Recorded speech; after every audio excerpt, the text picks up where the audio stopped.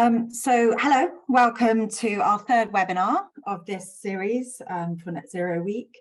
Today's focus is on corporate responsibility and its role in driving sustainability.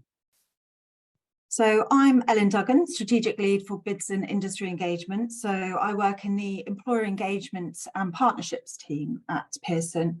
And I'd say a big part of my role is engaging with employers to gain that industry insight and support of Pearson's vocational qualifications so that learners build the skills and the knowledge that they need and that industry needs.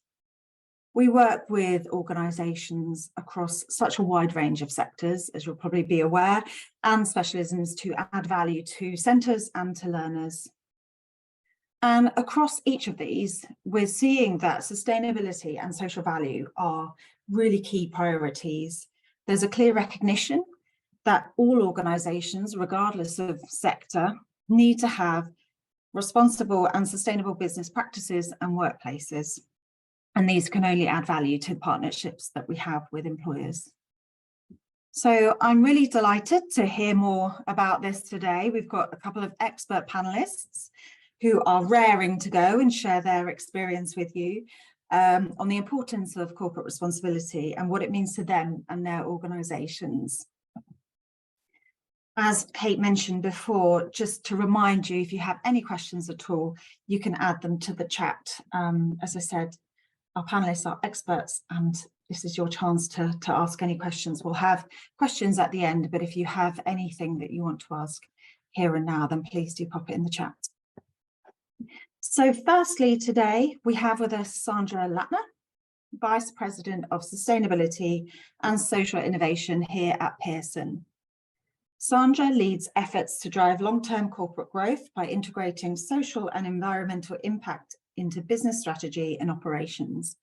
Now, before working at Pearson and focusing on education, Sandra worked in the financial, mining, food and agricultural sectors. So a wide range of expertise there, all to do with sustainability.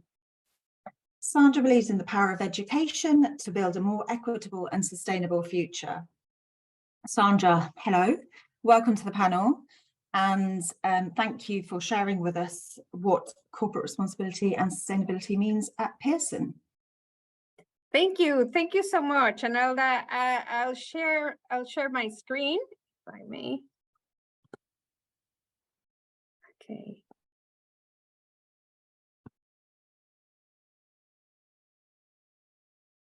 Sorry. 2 seconds.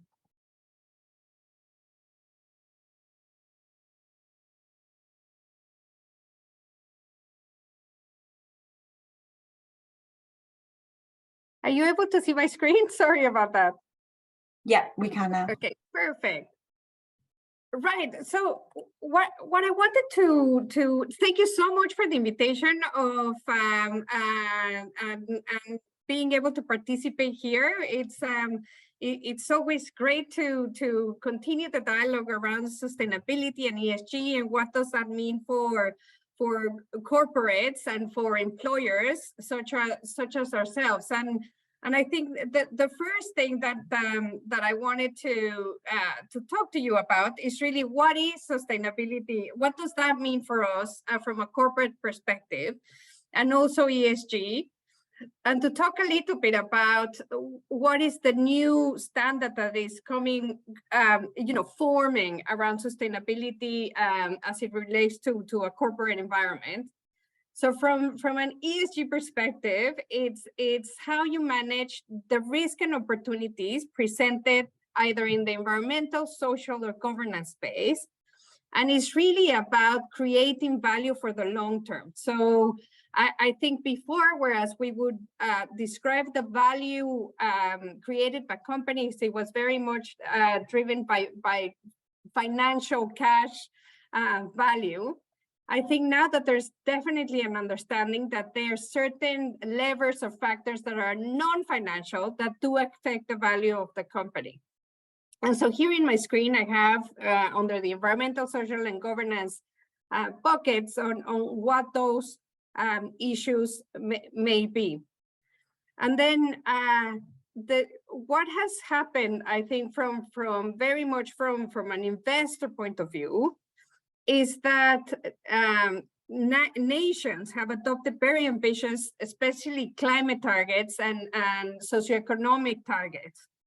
And one of the things that has happened is that they have changed national legislations in order to encourage and channel private investment into these areas.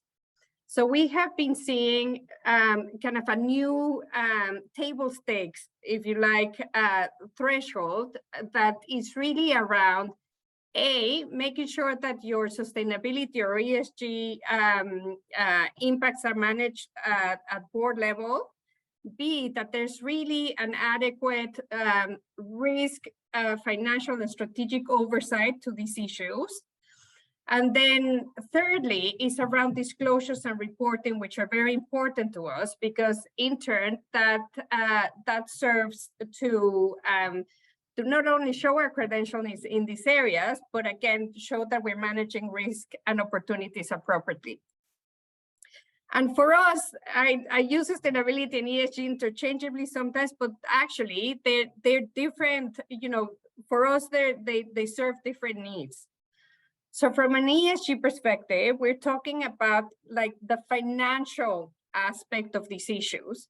So mainly our audiences or stakeholders there are investors primarily, but also what investors care about in terms of ratings and indices, analysts, etc.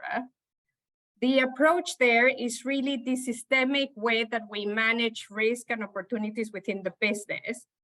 And the benefit that we get from that is either access to more capital from an ESG perspective and investment in our company. And Pearson is very kind of highly represented in both passive and active ESG investment.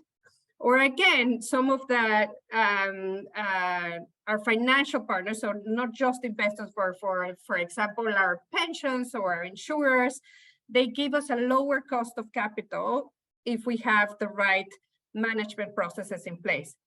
And then from a sustainability perspective, it is more around telling our story and how we're living our purpose as Pearson.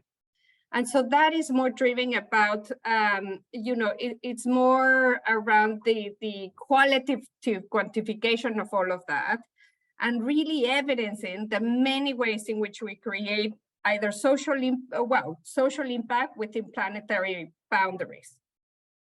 And really for us, the benefit that we derive from sustainability is around, you know, having our license to operate and making sure that we retain customers and grow as a business.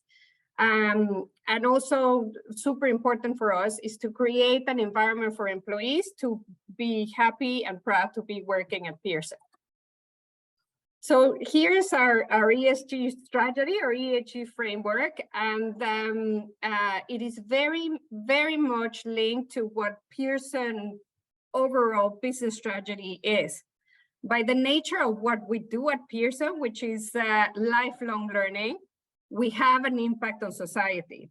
And therefore, the first pillar of our strategy is all about our products and just really trying to reach as many learners throughout our lifetime as possible, and evidencing the way in which Pearson plays a part in individuals' progression and in terms of skilling and reskilling and credentialing for the future.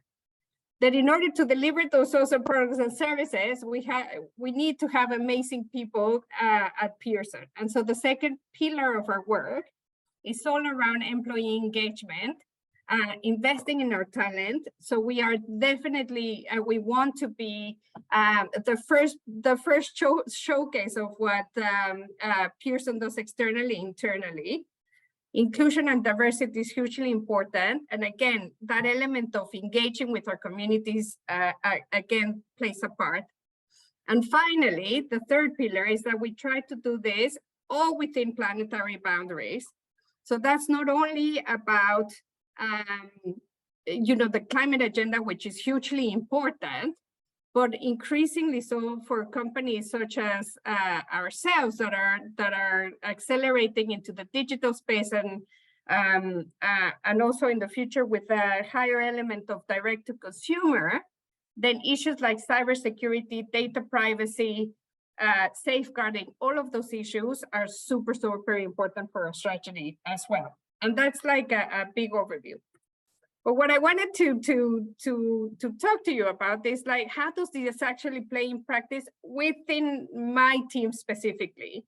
And I think on the social impact side is around evidencing with data as much as possible the impact that our key digital products have and services, and then be able to form really important partnerships with credible partners that help us kind of elevate our thought leadership.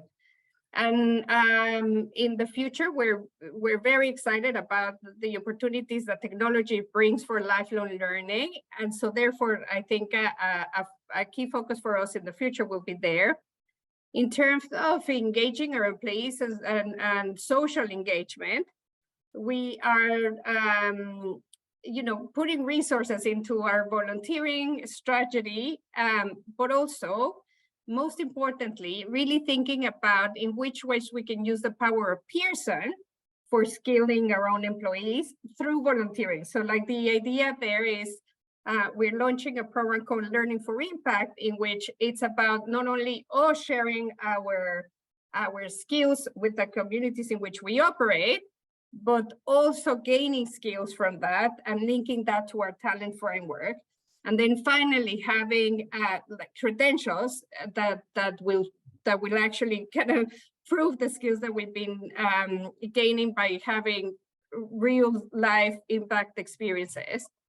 And then our climate action is all about a climate action plan, and Pearson has very ambitious targets to reduce our own emissions in all our scopes, but also to reach carbon neutrality by 2030. And we're hoping to have a standard approved longer term target at that. But I think it's all about like really being really actionable of what we're trying to achieve. And then finally is around investor engagement. And again, it's just like demonstrating that how we do all this and really, like I said, having like short, medium, and long-term actions that we can evidence. And I think just very lastly on what I also wanted to share is what I have learned or some of the kind of tips and tricks that of my job really. And I think it is very much reflected perhaps on what other kind of colleagues in other companies are facing. One is around accountancy and data. So I think in the future, our ESG reporting will definitely have to be powered by the same standards that we would have around financial reporting, but to extend those controls, etc., into other non-financial metrics. Secondly, I think it is around the execution piece. So for us, that is really focusing on the things that will actually move the needle. So as you may know, the Sustainable Development Goals to 2030 are really now around the corner, right? And so it is, I think the impetus lies now into focusing on those activities and driving investment to the activities that we can help move. And then finally, I think it's around thinking how can you derive value from sustainability outside of the company? Because I think Pearson has been recently very internally focused, because we have been as a team looking into putting all the reporting and all the kind of evidence there, but that has definitely been internal. So now it's a great opportunity for us, now that we have the base established, to be able to use the power of Pearson with our suppliers and customers in the future. And so that's me. More than happy to answer any questions that at the end of the session or now. Thank you. Thank you, Sandra. Really interesting and overview of what's really quite complex, isn't it? So many different layers in there. So really good to kind of hear a little bit more about that. I've got a quick question actually, before we pop to the next one. You mentioned around kind of your short, medium, long-term goals and kind of how you decide on what to focus on in there. How do you make sure that your overall strategy kind of remains current? Obviously, it's quite a movable feast. So any trends and new developments come in. How do you ensure that the direction that you're going continues to be the right direction? So every year or every couple of years, we do it's really a research and I would call it a negotiation with our stakeholders on where to focus and not only that, but what are the issues that really will have a material financial impact on the company, right? So, and in my world, in the ESG reporting world, you call that a materiality review, right? So it's effectively saying, okay, these are all the issues that could pertain or could be important for Pearson. And then from that, you go into saying, okay, but what's important not only for Pearson, but also for our stakeholders that we should address. And then it's basically a mapping exercise on saying, okay, so these are the high impact and high interest issues that we're going to focus. And that's what drives our strategy for effectively for the next year.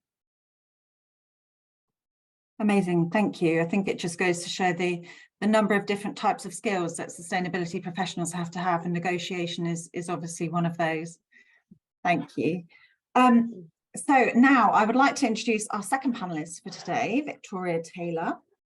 Victoria is the Managing Director of FLAG, a best practice sustainability and ESG strategy reporting and communications agency with an international reputation built on over 20 years of expertise and experience.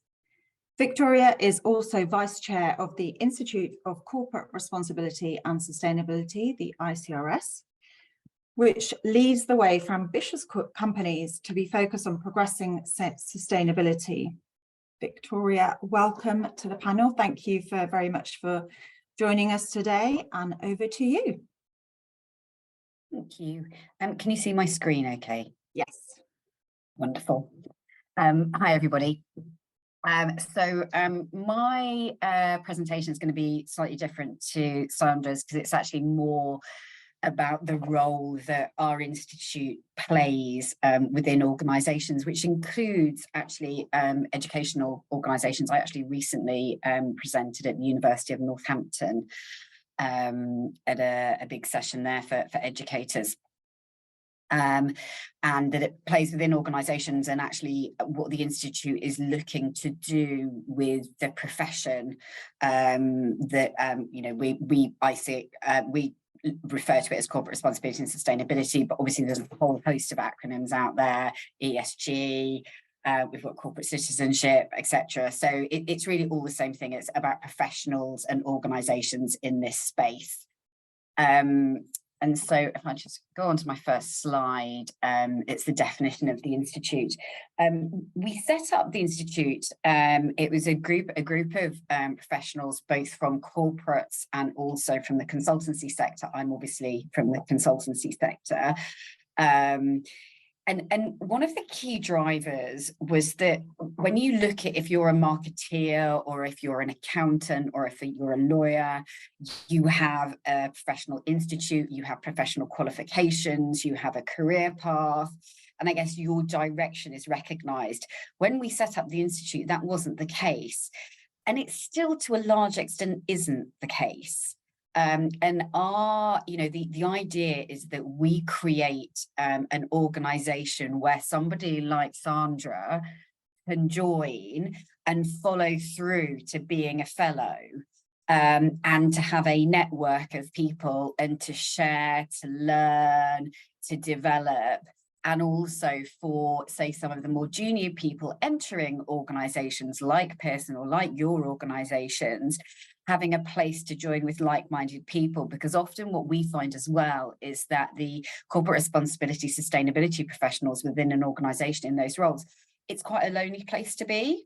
And so having something like our institute provides that team spirit and gives the opportunity for events, etc., where you can get together and find out, you know, what's happening to everybody, the trends in the industry, and some of the things again that Sandra was talking about learning about things like materiality, etc., which maybe isn't something that's normally talked about in your place of work. So we're made up of, I'm just going to go over onto the next slide. We're made up of both individual members, which is actually includes students and academics, but also in-house practitioners and consultants.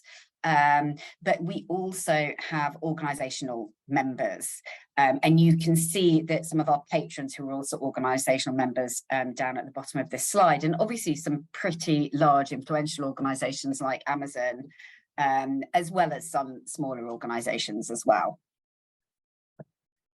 And we're actually seeing, you'll see on there actually Inflection. Inflection is a mid-market private equity house. We're seeing kind of quite a big interest in the ICRS from, I would say, from financial organisations now, and also legal. So really seeing how corporate responsibility is becoming so important and high up on the agenda within these different sectors. And equally, actually, from, I would say, educational establishments, when we've got increasingly got more qualifications specifically around sustainability and corporate responsibility. So, for example, I just said I was invited to speak at the University of Northampton on behalf of the ICRS, and I also spoke on behalf of my own organisation. I think in the last couple of years, I've spoken at the University of York and the University of Leeds as well, two student groups, interestingly in different departments. So one was in the marketing department, and I can't remember, the others was on a master's course. And so again, you know, there isn't necessarily their own department at the moment. It's integrated within other departments, and that's something that we're very much focused on promoting, is that we are a sector in ourselves and we are a skill set in ourselves. So in terms of the mission of the Institute, you know, I've obviously covered off a few of those things, but first thing is to provide a hub essentially where we can support the development of knowledge and skills within corporate responsibility and sustainability. And so we provide a whole host of resources. We provide a competency framework, which I'll talk about in a moment. We're also exploring training and accreditations at the moment as well, so looking to provide more to our membership. We've then got recognition and profile about giving people within our sector things to aspire to, and we've got a growing fellowship, which is very much, you know, looking to build a kind of think type, thought leadership type of organisation. And I actually recently just started to sit on the Fellows Hub, and it's a really interesting place where basically just different subjects and issues within corporate responsibility can be discussed in a safe forum, basically, and also outside of people's workplaces, because, you know, we often find that some of the things that we talk about may not be seen as you know, a positive thing to be discussed maybe by the commercial teams in organisation. You know, it might be seen that we're creating challenges to people getting their day-to-day jobs done. It's not that they're not supportive of it, it just, when you think about things like diversity, or if you're thinking about things like carbon, you know, there's usually a cost associated to making a difference, whether that be actual money or whether that be time. And so we provide a safe space for that kind of thing to be talked about. A big thing is the network that we provide, is that by being in the Institute or attending our events or being part of our hubs or joining our mentoring program, you know, you get to meet like-minded people, sometimes in similar organisations, sometimes in different ones, but get a whole host of contacts and input. And space to innovate. The most popular thing that we do is the annual exchange, which is an opportunity for everybody to get together, but we have all kinds of different sessions and brainstorming sessions. And actually, I found at the last session, I led a panel on reporting, which is my specialism, and a huge amount of our members are under a lot of pressure now, particularly from the investment community, to provide some kind of ESG report. And I know that Sandra, you just talked about data. And we, have got lots of experts within the Institute in that area, and we can kind of essentially provide that to the members of the Institute. So we're able to share the knowledge that we all have. And then this is kind of the thing really that the Institute is based on. And in terms of what we're looking for is, I guess, providing professionals, bringing professionals into our industry or out into our industry who master our guiding principles. And I think you'll recognise this, and actually this all aligns, even when Sandra was just talking about Pearson's strategy, all of this kind of stuff aligns because we're looking at championing ethical behaviour, which will be something that obviously is really important to Pearson and to other organisations, about having positive social impact and obviously positive environmental impact at the same time. And then also the development of sustainable products and services, which is really important, because if we're part of a commercial world, things are going to be produced. What we need to make sure is the things that are produced are sustainable. And so the Institute wants to support our professionals in doing that. And so what we do is that we work with the members of the Institute on core competencies so that they are mastering those guiding principles. So you can all see the core competencies around the outside, and we provide different tools, etc. And we focus on these at things like our annual event and the hubs in order to build their competencies in those areas. And then finally here, in terms of the knowledge and the skills that we provide,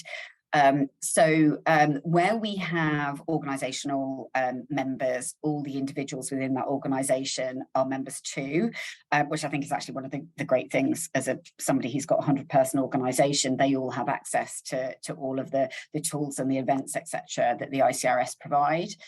Access to webinars and online resources, and we do things like fireside chats as well, etc. Kind of where you can ask any questions to a professional in different areas, or to an ESG lead in a large corporation.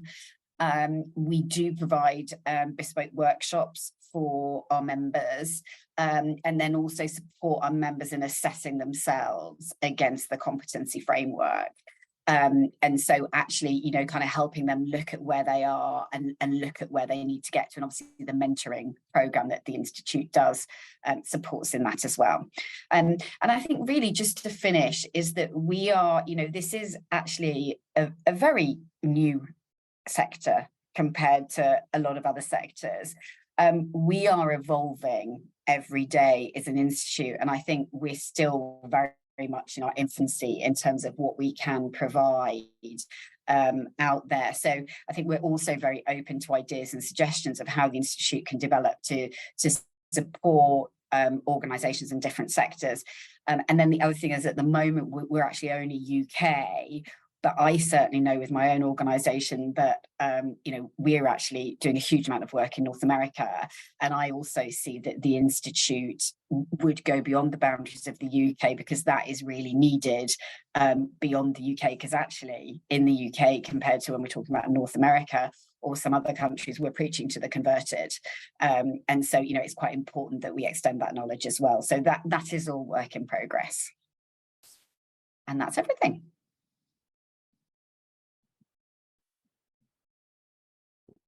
Great. Thank you, Victoria.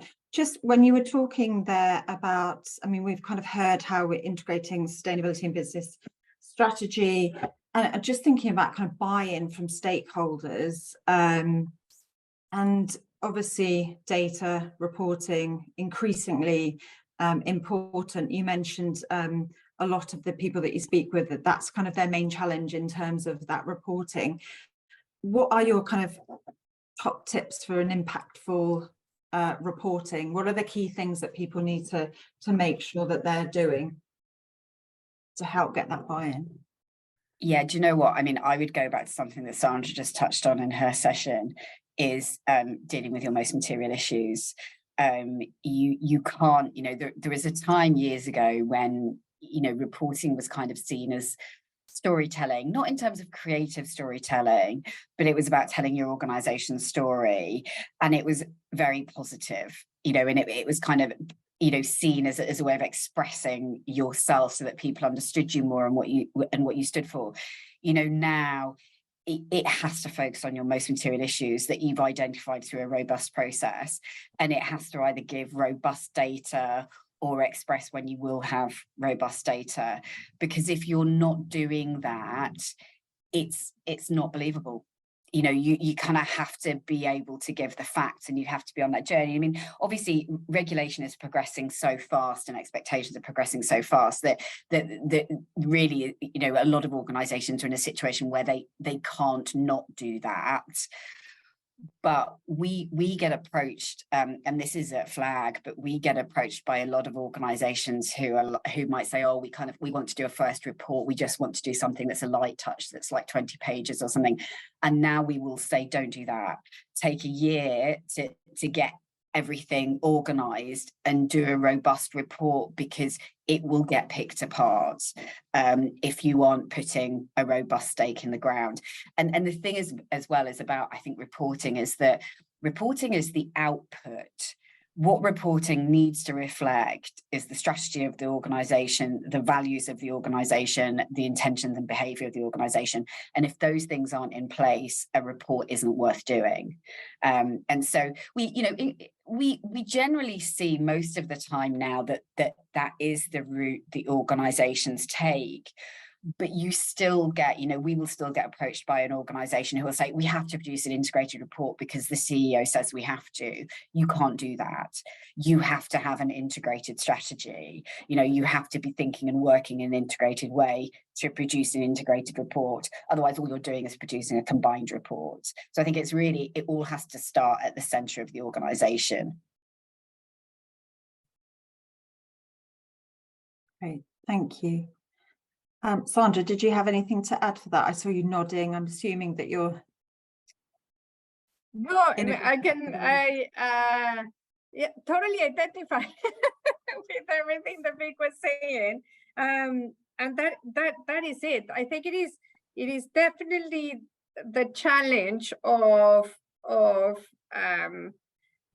operating as one company. I don't think it is the case anymore that you would have like the sustainability team in isolation. I mean, from a reporting perspective, right? Like, so the sustainability team execute projects that will make you more sustainable. But I think from a reporting perspective, is definitely something that needs to be done in very close collaboration with the finance team, with the strategy team, to really produce the company report, rather than that happens to have like the environmental impact, the social impact integrated into that, rather than like as it was in the past, that we would have more of like standalone reports, which you can also have, by the way, but I am talking outside the annual report. Thank you. Please do pop any questions that you might have in the chat. Otherwise, it's just going to be me asking all these questions. So I've got another one here for you. So you talked there about some of the challenges of reporting particularly, but can you talk through maybe some of the other challenges, the key challenges that your companies face either now or in the past in implementing the sustainability strategy, and how have you overcome it? Do you want to take that, Sandra? Yes, definitely. I think more on the climate side of things. So it is wonderful that our financial experts are at the table, right? But some of the challenges that we have encountered now, that climate accountancy is not an exact science, right? And so when it comes to auditing and bonuses and all everything that comes from integrating climate into a financial system of the company, there is definitely a need for not only for the company, but I think to work in partnership to make sure that those accountancy methodologies, etc., are way tighter, and to work together really to get direct data from, I'm getting a bit technical now, but from our supply chains, right? So we're able then to have more accuracy, I think, in terms of climate reporting, or closer to what our financial colleagues would like, as any other financial metric. That's a big challenge for us, and what we're doing on that front is making sure that we have the ESG reporting platforms in place and systems in place of governance, etc., to be able to get definitely through a close approximation of that as possible, and also to build a like it's not like a bit of buffer, if you like, of percentages either way for our climate performance and targets to be able to build into that. But I think the point here is that it's awesome that really this is now at the becoming part and parcel of how the company is managed, rather than kind of a sustainability initiative. But also, understanding that there's a lot to do in terms of getting it into the same systems, and there's things happening outside of the company, such as coming together into a smaller directives in terms of the frameworks that we use for reporting that data, etc., etc. Yeah. Thank you. So data, again, is key here. That seems to be the main thing coming out, Victoria. Yeah, I was going to jump in and say it's a slightly different kind of example, but I think there's also, in terms of achieving goals for organizations, I think what can be very hard for people in the position of, looking to achieve sustainability related goals is there's quite a lot of external factors which will prevent you from doing that. So, for example, my experience is generally with organizations that we work with, because I work in a consultancy, but say work with organizations that are, in kind of fast moving consumer goods. And they are looking at might be goods that are, made up of plastics, and they have goals around being made up of, various different types of, kind of recycled plastics rather than virgin. But that actually, when you bring things in like the war in Ukraine and supply chain issues, those products become, they're unable to get hold of them. And so therefore, the company commercially, in order to survive, has to keep selling the product, so has to source in different ways. So I think there's quite a lot of external factors that can, or also, a recycled plastic may actually be prohibitively expensive in order for the product to be affordable. And we talk about those kind of challenges all the time, the kind of how you balance that, and another thing, actually, there is a big thing within that kind of sector is also about getting shelf space within a retailer. Is that, you need something to be appealing to a consumer, and to be appealing to a consumer, they want it to be shiny and they want to be able to see it, and therefore the packaging needs to be clear. That doesn't work generally if you're going to have a paper packaging that is fully recyclable. And so there's lots of issues which make it challenging to reach goals. And I think one of the things that I guess generally society has become more accepting of is that this is a journey and there's all kinds of different ways to get there, but a lot of it is about collaboration. So for example, we're seeing a lot of collaboration with academia in terms of the R&D elements that organizations need in order to develop products that they can still send out to retailers that consumers want to buy, but that will adhere to their sustainability goals or to the expectations being set by their investors or by government and regulations. So, you know, it's kind of, it is a highly complex implementing some of these strategies.